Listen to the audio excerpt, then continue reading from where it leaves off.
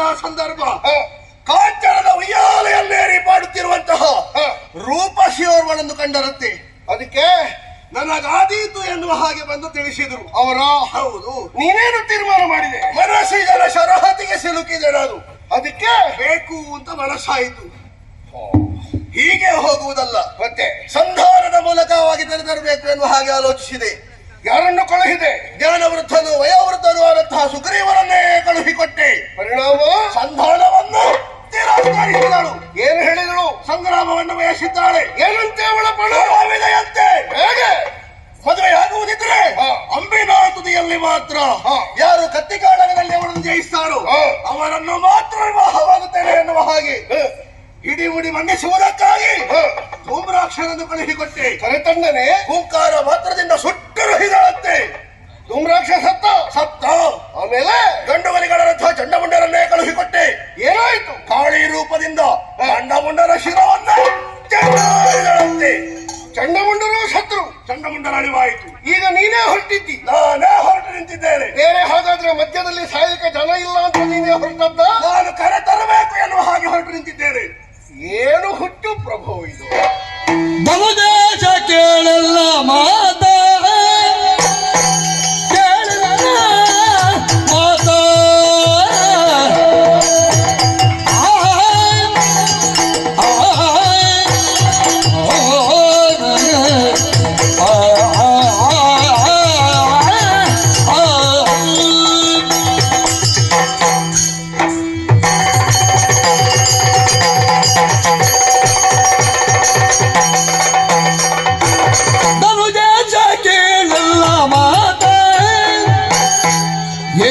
ಕಿಣಿತು ನೀ ಭ್ರಮೆಯಾದಿ ಮನದಲ್ಲಿ ವ್ಯರ್ಥ. ಮನಸಿಜ ಶರಕ್ಕೆ ಸಿಲುಕುತ್ತ ವರವನಿತೆಯ ಭಯ ಆತಿಗೆ ದಜ್ಜನಾಥ.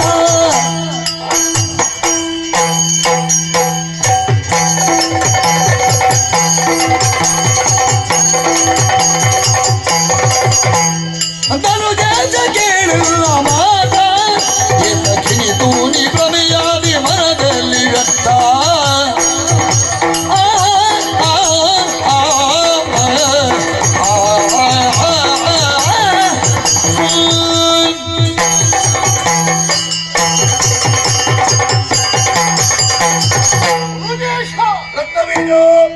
ನಿನ್ನಂತವ ಯೋಚಿಸಿ ಹೆಜ್ಜೆ ಇಡದೆ ಇದ್ರೆ ನಿನ್ನನ್ನು ಅನುಸರಿಸುವವರು ಸರಿಯಾದಂತಹ ನಡೆಯನ್ನು ಹೊಂದಲಾರರು ಪ್ರಭು. ಹೌದು,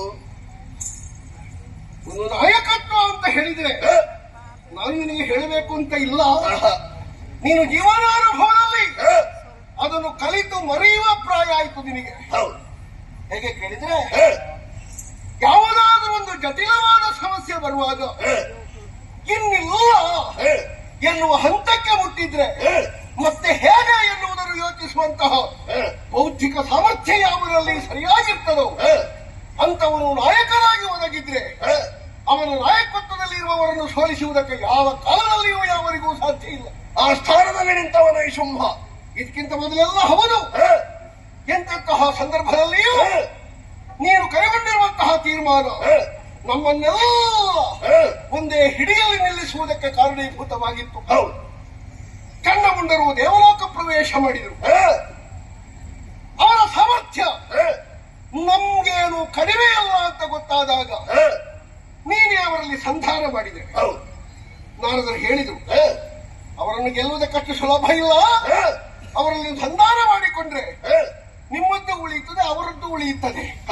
ಹಾಗಾದ್ರೆ ಪ್ರಬಲವಾಗಿ ನಮಗೆ ಸ್ಪರ್ಧೆಯನ್ನು ಕೊಡಬಹುದಾದಂತಹ ಮತ್ತೊಂದು ಪಂಗಡ ಉಂಟು ಅಂತ ಇದ್ರೆ ಅದನ್ನು ನಮ್ಮೊಟ್ಟಿಗೆ ಸೇರಿಸಿಕೊಳ್ಳುವಂತಹ ಒಂದು ಬುದ್ಧಿ, ಅಂತಹ ಒಂದು ತೀಕ್ಷ್ಣತೆ, ಅಂತಹ ಒಂದು ಸಮಯ ಪ್ರಜ್ಞೆ ನಿನ್ನಲ್ಲಿ ಇಲ್ಲದೆ ಏನೂ ಇಲ್ಲ. ಎಲ್ಲಾ ಕಡೆಯಲ್ಲಿಯೂ ನಾವು ತಲೆ ಎತ್ತಿಯೇ ಹೋಗ್ತೇವೆ ಅಂತ ಹೇಳಿದ್ರೆ ನೆತ್ತಿಗೆ ಹೊತ್ತಿಲು ಬಡಿಲಿಕ್ಕಿಲ್ವ ಪ್ರಭು? ಬಗ್ಗುವಲ್ಲಿ ಬಗ್ಗಲೇಬೇಕು.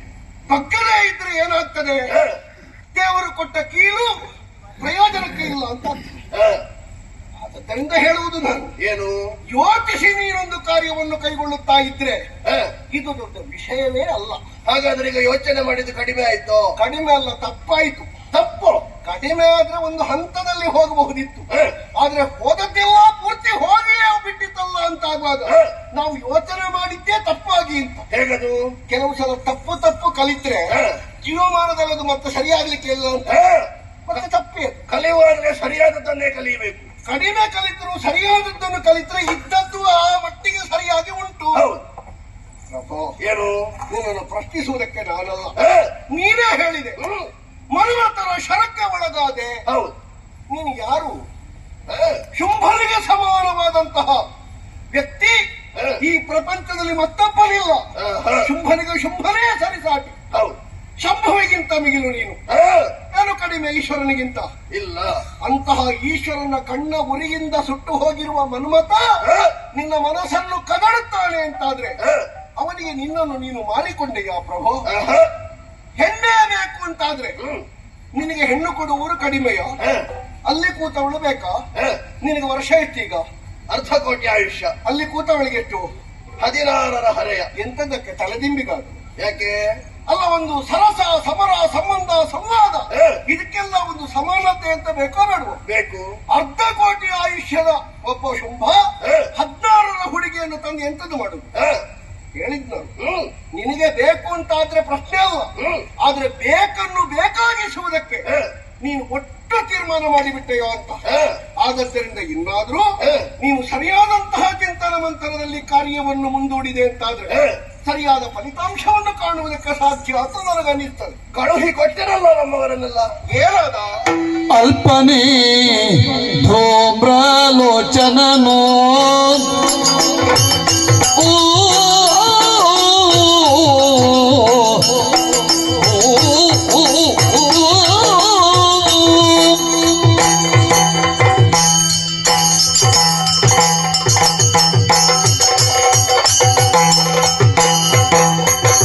ಅಲ್ಪನೆ ಧೂಮ್ರಲೋಚನನು ಕೊಲುವರಿರ್ಪರೆ ರಣದಲ್ಲಿ ಚಂಡಮುಲ್ಡರನು ಅಪ್ರಯೋಜಕವಾಗಿ ನೀನು ಯಮಗೊಪ್ಪಿಸಲೇತಕ್ಕೆ ದೈತ್ಯಾನ್ವಯವನು ಧನುಜೇಶ ಕೀಳು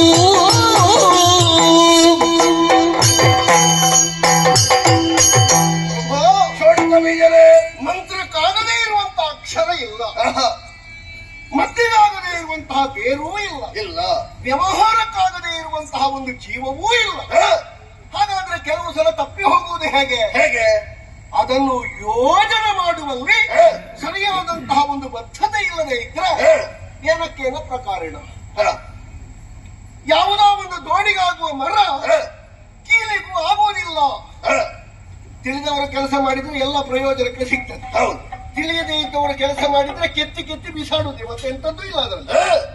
ಹಾಗೆ ಆಯ್ತಾ ಅಂತ ಇದು. ಏನು?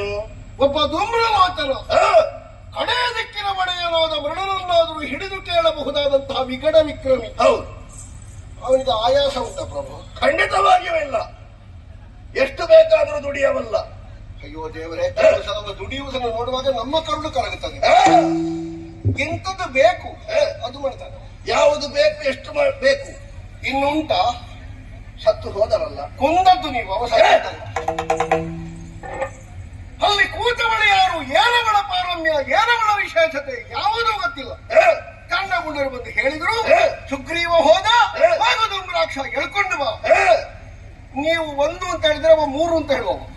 ಹೋಗಿ ಕೈ ಹಾಕಿ ಕಣ್ಣು ಬಿಟ್ಲಂತೆ, ಬೆಂಕಿ ಬಂತು. ಇವನಿಗೆ ಆಗಲಾದ್ರೂ ಹಿಂದೆ ನಿಲ್ಲುವುದಲ್ವಾ? ಬಹುಶಃ ಮುಂದೆಯೇ ಹೋಗಿರ್ಬೇಕು. ಸುಟ್ಟೋದು. ಹೌದು. ಭಸ್ಮವಾಗಿ ಹೋದ.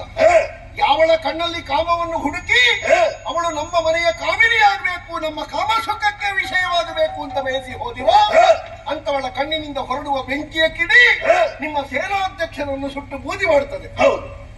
ನಮ್ಮ ಮನೆಯಲ್ಲಿ ಸೂತಕದ ಛಾಯೆಯನ್ನು ಮೂಡಿಸುವ ಹೆಣ್ಣು ನಿಮಗೆ ಭಾಮಿನಿಯೇ? ಅವಳು ಕಾಮಿನಿಯೇ? ಕಂಡಗುಂಡರು ಸತ್ರು. ಏನು ಆಲೋಚನೆ ಮಾಡಿದಿರಿ ನೀವು? ಶತ್ರು ಅಂತ ಮಾತ್ರ. ಹೇಗೆ ಶತ್ರು ಅಂತ ಯೋಚನೆ ಮಾಡಿದಿರಾ? ಹೇಗೆ? ಮನೋವೇಗದ ಬಲವು, ಗದಾದಂಡದ ಸಾಮರ್ಥ್ಯ, ಮೇಲಾಗಿ ಬ್ರಹ್ಮಚರ್ಯ ವ್ರತ. ಅವರನ್ನು ಕೊಲ್ಲುವವರೇ ಇಲ್ಲ. ಹಾಗಾದ್ರೆ ಹೇಗೆ ಶತ್ರು? ಹೇಗೆ? ಇದನ್ನು ಸ್ವಲ್ಪ ತಾರ್ಕಿಕವಾಗಿ ಯೋಚನೆ ಮಾಡಿದಿರಾ? ಯಾವ ರೀತಿ? ನಮ್ಮಲ್ಲಿ ಅದುಂಟು ಇದುಂಟು ಅಂತ ಹೇಳುವುದಲ್ಲಾಗಿ ಎಷ್ಟುಂಟು ಹೇಗುಂಟು ಯಾಕುಂಟು ಈ ಸಮರ್ಥನೆಯೂ ನಮ್ಮಲ್ಲಿ ಬೇಕಾಗ್ತದೆ.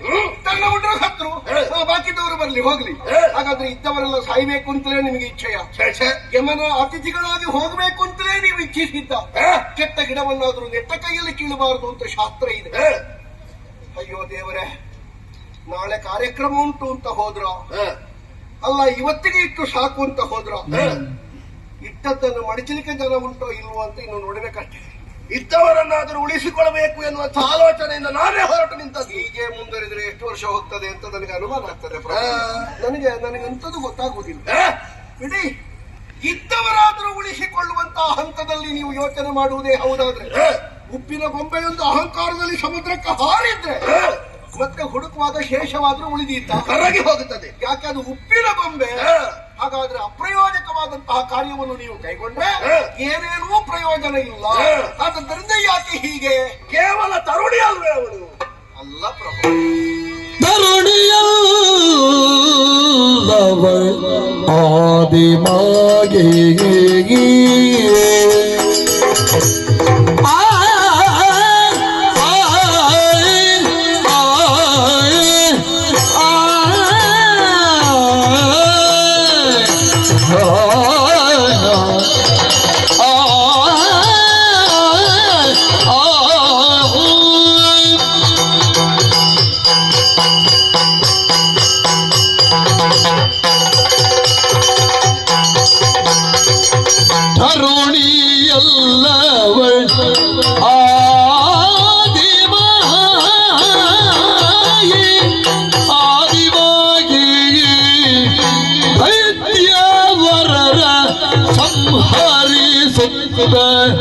ತ್ರಿದಶರ ಪೊರೆಯೇ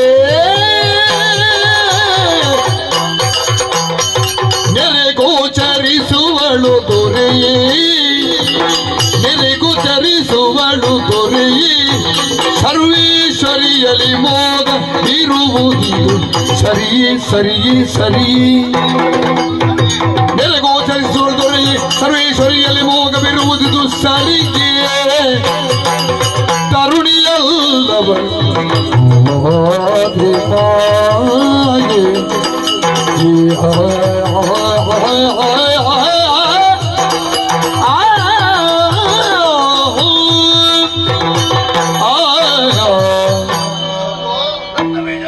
ಇದು ಸರಿಯೇ? ಇದು ಸರಿಯೇ? ನಾವು ಸ್ವಲ್ಪ ಹಿಂದೆ ಸರಿ ಹೇಗೆ ಹೇಗೆ ಅಂತ ಹೇಳಿದ್ರೆ, ನಾವು ಯಾವುದನ್ನು ಬೇಕು ಅಂತ ಹೊರಟಿದ್ದೇವೋ ಅದು ಸದ್ಯಕ್ಕೆ ಬೇಡ. ಯಾಕೆ? ಕಾರಣ ಉಂಟು. ಏನದು? ನೀವು ತಿಳ್ಕೊಂಡದ್ದೇ ತಪ್ಪು. ಅವಳು ಹೆಣ್ಣು. ಹೌದು, ಹೆಣ್ಣೇ ಹೌದಾದ್ರೆ ಸರಿ ಉಂಟು. ಹೆಣ್ಣೊಬ್ಬಳು 18 ಬ್ರಹ್ಮಾಂಡಗಳ ನಾಯಕರಾದಂತಹ ಶುಂಭನ ವ್ಯಕ್ತಿತ್ವವನ್ನು ಪ್ರಶ್ನಿಸ್ತಾಳೆ ಅಂತಾದ್ರೆ ಅವಳು ಮತ್ತೆ ಪ್ರಶ್ನೆ ಕೇಳಬಹುದಾ? ಕೇವಲ ಭ್ರೂಭಂಗ ಮಾತ್ರದಿಂದಲೇ ಲೋಕ ವ್ಯಾಪಾರವನ್ನು ನಡೆಸುವಂತಹ ಶುಂಭನಿಗೆ ಆಶಾವಸ್ತು ಅವಳು ಹೆಣ್ಣು ಹೌದು ಅಂತ ಇದ್ರೆ ಅವಳು ನಮ್ಮ ಮನೆಯಂಗಳದಲ್ಲಿ ಬೇಡುವ? ಅವಳಲ್ವಲ್ಲ. ಮತ್ತೆ ಗೊತ್ತಾಗಿದೆಯಲ್ಲ ನಮಗೆ. ಏನು? ಸುಗ್ರೀವನ ವನ ಪರಿವರ್ತನೆ. ಒಮ್ಮೆ ಸತ್ತ ಸುಗ್ರೀವನನ್ನು ಮತ್ತೆ ಬದುಕಿಸಿದ್ದಾಳೆ. ಮರಣ ಇಲ್ಲದ ಚಂಡಮುಂಡರಿಗೆ ಮತ್ತೆ ಬದುಕಿಲ್ಲ ಅಂತ ಮಾಡಿದ್ದಾಳೆ. ತುಮ್ರಾಕ್ಷನಂತಹ ವಿಗಡ ವಿಕ್ರಮಿಯನ್ನು ಪೂಜೆ ಮಾಡಿದ್ದಾಳೆ. ಹೋದವರು ಯಾರು? ಮರಳಿ ಒಂದು ಉತ್ತರವನ್ನು ತಂದವರಿಲ್ಲ, ಸಾಯ್ತಾ ಇದ್ದಾರೆ. ಹಾಗಾದ್ರೆ ಯಾಕೆ? ಅವಳು ಏನು ಏನು ಇಷ್ಟರವರೆಗೆ ಮಾಡಿದ ಸಾಧನೆ ನಮ್ಮ ಸತ್ತವರು ಏನು ಅಂತ ನಿಮಗೆ ಗೊತ್ತಲ್ಲ. ಯಾಕೆ ಹೆಣ್ಣು ಹೌದು ಅಂತ ಇದ್ರೆ ಅವಳನ್ನು ಯಾಕೆ ನಮ್ಮವರಿಗೆ ಹತೋಟಿಗೆ ತರುವುದಕ್ಕೆ ಸಾಧ್ಯವಾಗ್ತಾ ಇಲ್ಲ?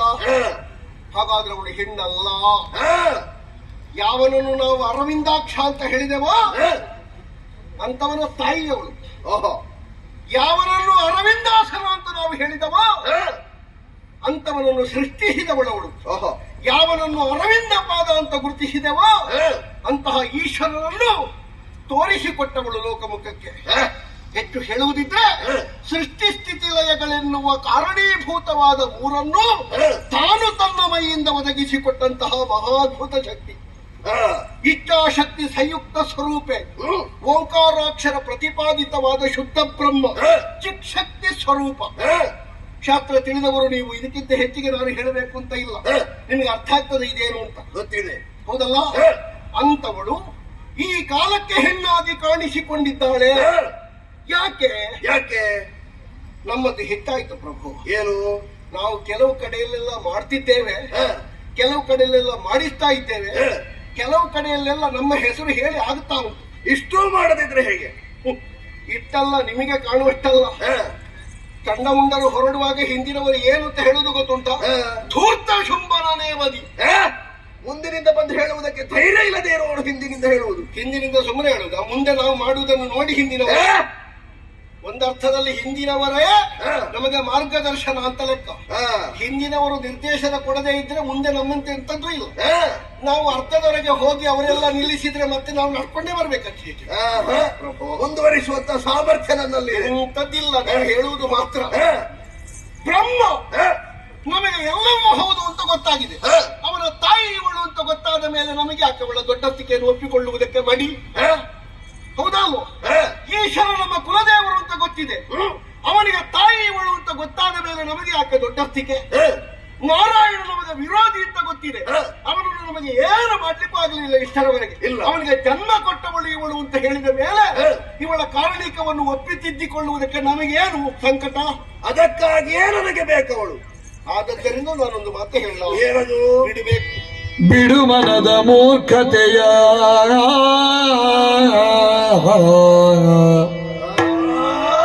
ಬಿಡು ಮನದ ಮೂರ್ಖತೆಯ, ಕೈ ಜಗದೊಡತಿ ಚರಣಕ್ಕೆ ಭಕ್ತಿಗಿಂದಲಿ ಪೊಡಮಡುತ್ತಾ ಪಡೆದವಳ ಕಾರುಣ್ಯದಲ್ಲಿ ಧಾತ್ರಿಯಲಿ ಪಡೆದು ಸುಖವನು ಬಾಳುತ್ತೆನುದಲಿ ನುಡಿಯ ನೀತಿಯ ಕೇಳಿ ಗರ್ಜಿಸುತ್ತಿಲ್ಲದ ಶುಭಾಕ್ಯ.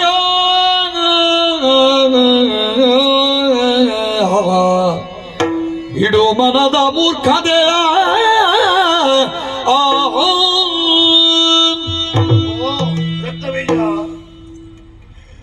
ಈ ಸ್ವರವೇ ಒಂದು ತರ ಪ್ರಚೋದನೆ ಕೊಡ್ತದೆ. ಅದು ಸಾಧಾರಣ ಬಹಳ ವರ್ಷದ ಹಿಂದೆ ಹೋದ ಹಾಗೆ. ಜೀವನದಲ್ಲಿ ಏನೂ ಇಲ್ಲದಿರುವಾಗ ನಾವೆಲ್ಲ ಬದುಕಿದಂತಹ ಒಂದು ಆಶಯ ತಾಣ ಸಿಕ್ಕಿತೋ, ಮುಂದೆ ಬಂದದ್ದು ಹೆಚ್ಚಾಯಿತೋ, ಅಲ್ಲ ಹಿಂದಿನದ್ದನ್ನು ನೆನಪಿಟ್ಟುಕೊಂಡೇ ವ್ಯವಹಾರ ಮಾಡಬೇಕು ಎನ್ನುವುದನ್ನು ನಾವು ಮರೆತು ಇಷ್ಟು ಕಷ್ಟ ಅನುಭವಿಸಬೇಕಾಯ್ತೋ, ಹೀಗೆಲ್ಲ ಅನಿಸಿ ಹೋಗುವುದು. ಮರೆತೇನೋ? ನಿಮ್ಮ ತಮ್ಮನಿಗೂ ನಿಮಗೂ ವರ ಒಂದೇ, ಹೌದಾ? ಹೌದು. ಕನ್ಯಾ ಜೀವಕೋಶ ಸಮುದ್ಭವಿಯೊಬ್ಬಳು ಕಾಣಿಸಿಕೊಂಡು ಕಾಮ ಸಂಬಂಧವಾದಂತಹ ಯುದ್ಧದಲ್ಲಿ ತೊಡಗಿದ್ರೆ ಮರಣ ಬಂದರೆ ಬರಬಹುದು, ಹೌದಾ? ಅಲ್ಲಿ ಕುಳಿತವಳು ಕೌಶಿಕೆ ಕೋಶ ಸಂಭವೆ, ಮರಣ ಸಂಬಂಧವಾದಂತಹ ಯುದ್ಧ ಕಾಮಕ್ಕೆ ಸಂಬಂಧಪಟ್ಟೆ ಉಂಟು ಅಂತ ಇದ್ರೆ ಇಷ್ಟು ಮಂದಿಗಳು ಸತ್ತದ್ದು ಅದಕ್ಕೆ ದಾರ್ಶನಿಕವಾದಂತಹ ನಿದರ್ಶನ. ಹಾಗಾದ್ರೆ ಯಾಕೆ ನಮ್ಮ ಮರಣ ಬರಕೂಡದು ಅಂತ ನಾವು ವಿಧಿಯನ್ನು ಒಲಿಸಿ ಪಡೆದಿರುವ ವರವೇ ಮರಣಕೂಪವನ್ನು ತೋರಿಸುವಾಗಲೂ ನಮಗೆ ಕಾಣುವುದಿಲ್ಲ ಅಂತಾದ್ರೆ ಹಗಲು ಕಂಡ ಬಾವಿಗೆ ರಾತ್ರಿ ಬೀಳುವುದೋ, ರಾತ್ರಿ ಕಂಡ ಬಾವಿಗೆ ಹಗಲು ಬೀಳುವುದೋ? ಕೆಲವು ಸಲ ಹಗಲು ಬಾವಿ ನೋಡಿರ್ತಾರೆ, ರಾತ್ರಿ ಬೀಳ್ತಾರೆ. ಯಾಕೆ? ಕಣ್ಣು ಕಾಣುವುದಿಲ್ಲ.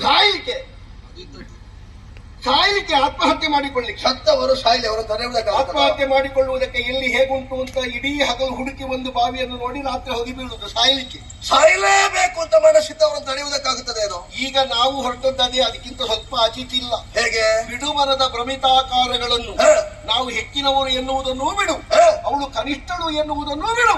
ಹಾಗಾದ್ರೆ ಬದುಕುವುದಕ್ಕೆ ನಾವು ಹಿಡಿಯಬೇಕಾದ ಹಾದಿ ಏನು?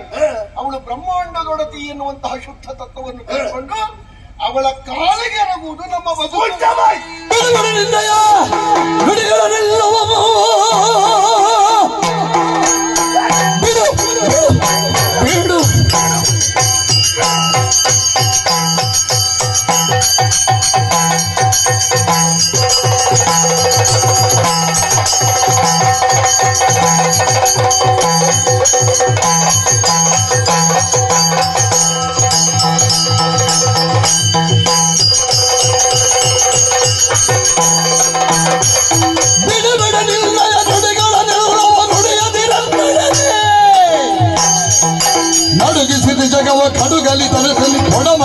ಸತಿಗಿ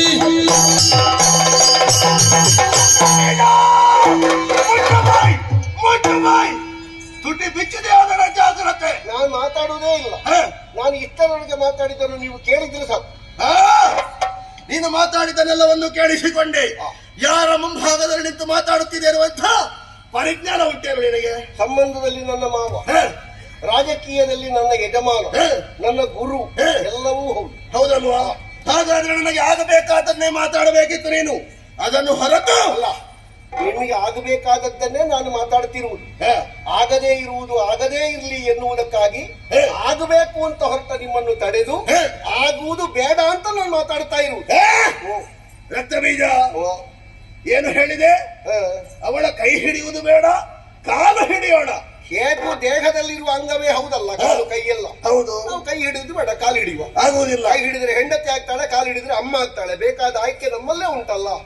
ಅಮ್ಮ ಒಬ್ಬಳೇ ನನಗೆ. ಈಗ ಅವಳನ್ನು ನೋಡಿ ಆದೀತು ಅಂತ ಚಂಡಮುಂಡರು ತೀರ್ಮಾನಿಸಿದ. ಅವಳು ಬೇಕು ಎನ್ನುವ ಹಂಬಲಕ್ಕೆ ನೀವು ತೊಡಗಿದ್ದೀರಿ. ಹೋದವರು ಯಾರು ಮತ್ತೆ ಬರಲಿಲ್ಲ. ಹಾಗಾದ್ರೆ ನಾವು ಉಳಿಯುವುದು ಹೇಗೆ?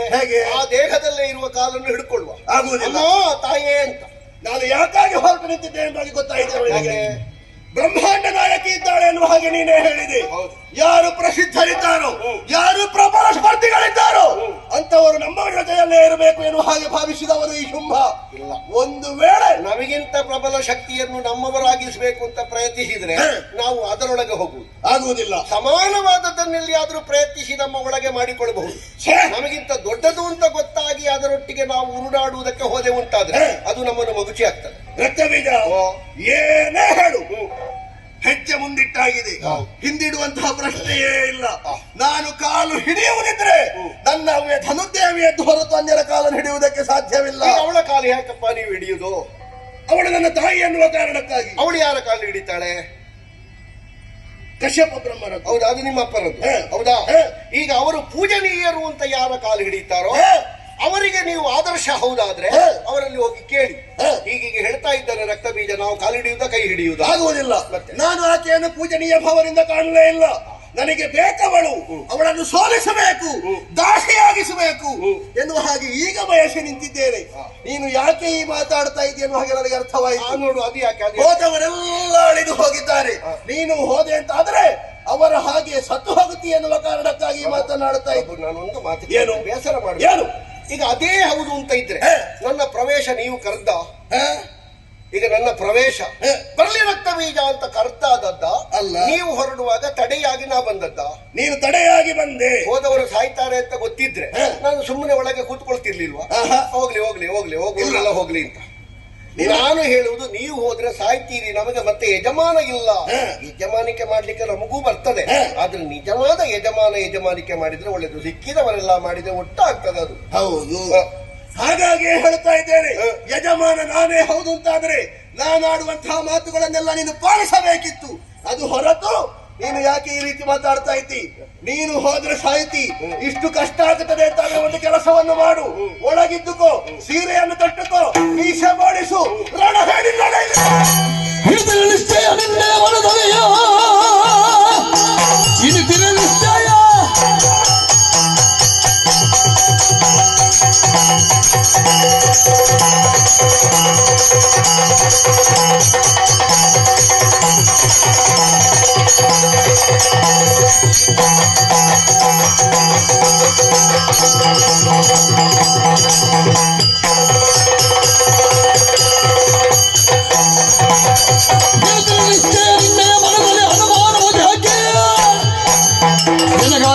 ಕ್ಷಣದಲ್ಲಿ ಗೋಪಿನು ಒಂದೆರಡನ ಧೂರಾಕಿ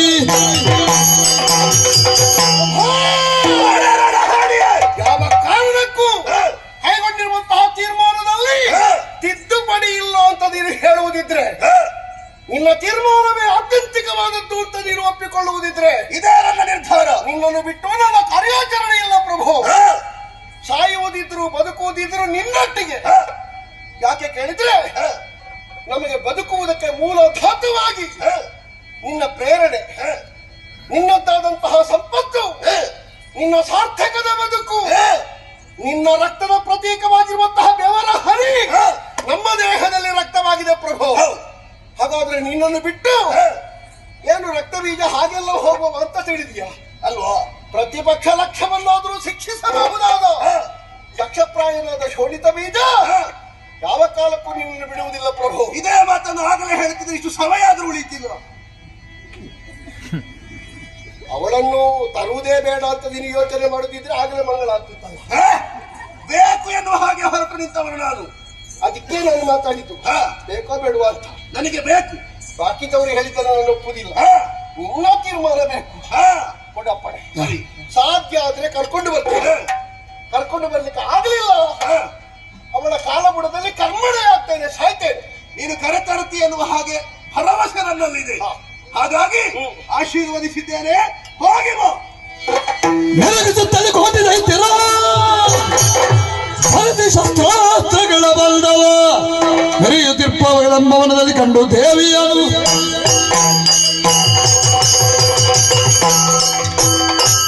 ತುಂಬರಿಂದ ಆಜ್ಞಪ್ತರಾಗಿದ್ದೇನೆ. ಕದಂಬಾವರದ ಕಡೆಗೆ ನಮ್ಮದಾದಂತಹ ದಾರಿ, ನಮ್ಮ ನಡೆ ಅಮ್ಮ ನಡೆ. ಒಬ್ಬದು ಸುಗ್ರೀವ ಇದ್ದಾನೆ, ಅವ ಪೂರ್ತಿ ಬದಲಾಗಿದ್ದಾನೆ, ಇನ್ನು ಯಾವುದಕ್ಕೂ ಸಿಗ್ಲಿಕ್ಕಿಲ್ಲ. ಮತ್ತೊಬ್ಬ ನಿಶುಂಬ ಇದ್ದಾನೆ, ಹೆಬ್ಬಾವಿನ ಹಾಗೆ ಎಲ್ಲಿಯೋ ತಿಂದು ಬಿದ್ದಿರ್ಬೇಕಲ್ಲಿ.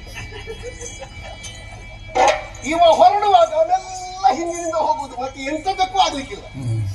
ಸಿಗಿದ್ರೆ ಒಂದು 8 ಮನೆ ಮಾಡಬಹುದು ಅವರ ದೇಹದಲ್ಲಿ. ಏನು ಮಾಡುವ ಹೇಳಿ? ಯಾರಲ್ಲಿ ಚಿನ್ನದ ಪಲ್ಲಕ್ಕಿಯನ್ನು ಹೊತ್ತುಕೊಳ್ಳಿ, ಬರುವವರೆಲ್ಲ ಬನ್ನಿ, ನಡೆಯೋಣ.